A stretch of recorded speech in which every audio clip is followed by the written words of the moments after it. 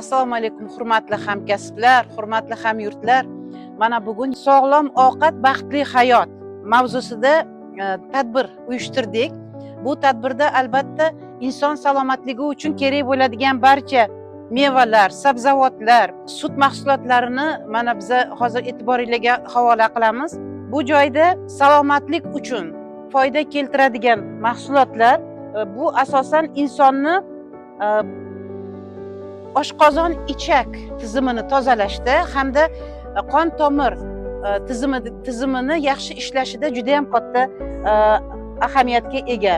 Detoks buni tarkibida kivi, bodring va olma.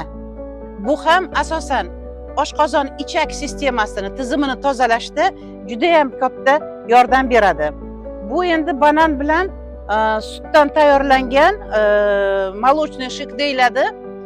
Shu sutli aralashma. Men o'ylaymanki, bolalarga ham, kattalarga ham har xil gazli ichimliklarni ichirgandan ko'ra, o'zimiz uyda kompotlar tayyorlab, bolalarga ichirib, o'zimiz mana shu salqin ichimlik sifatida bulardan foydalanishimiz kerak bo'ladi. Bu yoqda mana ko'rib turibsizlar hurmatli hamkasblar, o'zimizning mevalar, olma, shoptoli, o'rik, o'rtoqlar, mana shu sutli mahsulotlarga ham o'zimizni e'tiborimizni qaratmasak bo'lmaydi. Albatta ertalab turgandan keyin, ayniqsa mana bu yoz paytlarida ertalab hech narsa odam yegisi kelmaydi. Mana shu paytda bizga doimo yordamga keladigan bu sutli mahsulotlar hisoblanadi.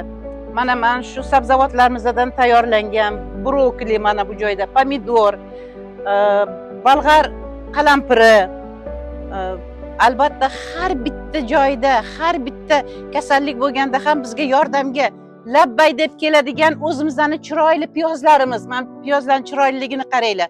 Bu piyozlarning shunaqangi foydasi kattaki, hatto tumov bo'lgan paytda mana shu piyozlarni to'g'rab, buni mundoq hidlab ozgina yeb olsak ham har qanaqangi kasalliklarimizni orqaga chekinishiga yordam beradigan mahsulotlardan, sabzavotlardan biri. Dungan qalampiri deydi. Ishtahasi yo'q insonni ham ishtahasini ochib yuboradigan xususiyatga ega bu. Bu ukropni ham bu sabzavotlar qatori albatta oshqozon ichak tizimiga juda ham foydasi katta. Bu ukrop asosan dam bo'lganda, gaz yig'ilganda mana shu gazlarni chiqarilishida va ichaklarni o'sha gazdan ozod bo'lishida juda katta yordam beradigan.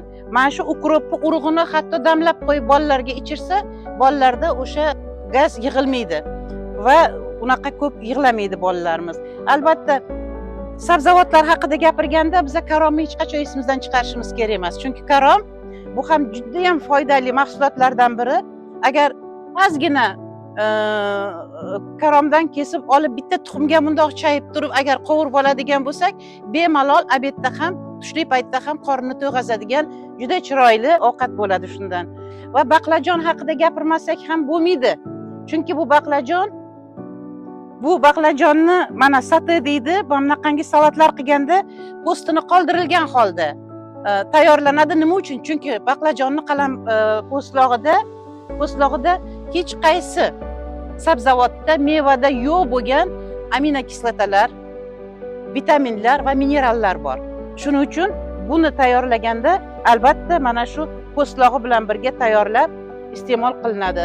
Mana hurmatli hamkasblar, bemalol olib, mana bu soklardan, sharbatlardan, tayyorlangan smuzilardan, tayyorlangan kompotlardan iste'mol qilib, mana tayyorlangan ovqatlardan iste'mol qilib, bugun ham yana bir marta o'zingizni sog'lig'ingizga yordam berishingiz juda ham o'rinli deb hisoblayman.